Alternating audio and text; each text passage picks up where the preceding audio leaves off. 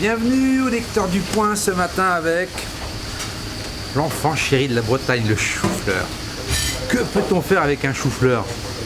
Éventuellement le rapprocher peut-être d'un coquillage.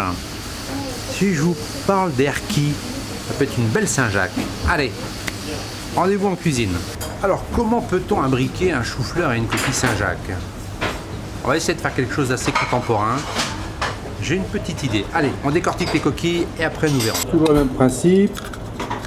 Avec un couteau, on dégage la partie sableuse. Voilà, vous voyez, ça vient tout seul.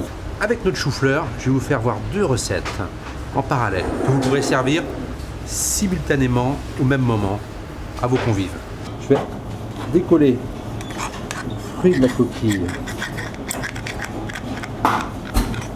Voilà, sans l'abîmer. Et la troisième, je vais la laisser dans sa coquille. Donc je vais lui rajouter un petit peu d'huile d'olive et un morceau de beurre frais. Je vais me servir de la coquille pour faire mon assiette. On le pose sur le fourneau comme ça et je vais laisser fondre. Le geste. Mes deux coquilles Saint-Jacques sont là, donc je vais dégager ce petit muscle que j'adore, que j'aime beaucoup et que je vais garder. Je vais filmer mon assiette de présentation avec une huile d'olive.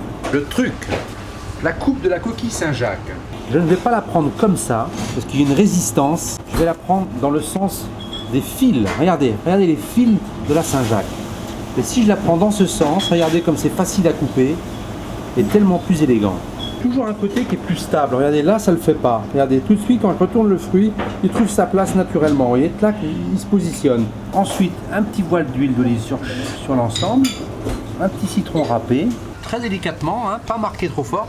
Et je vais faire voyager mon citron sur ma coquille Saint-Jacques qui est en train de cuire. Je reviens sur mon carpaccio avec quelques fines herbes. Ça peut être de la coriandre, ça peut être de l'aneth, ça peut être un persil. On est toujours dans cet esprit d'ouverture. C'est une recette, mais vous avez aussi le droit à la parole. Même chose dans notre coquille. Le plus de la recette, Le chou-fleur. Nous allons extraire une ramification de façon à pouvoir râper quelques inflorescences, les sommités de l'inflorescence sur l'ensemble. et donc là, toute cette partie-là est très tendre.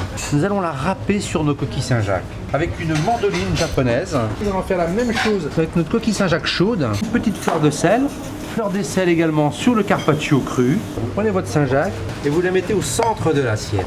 et là vous avez un jeu de texture, un jeu de température, que toute cette partie-là est froide, est fraîche, une assiette bien froide, coquille brûlante, la coquille Saint-Jacques est crue chaude à l'intérieur.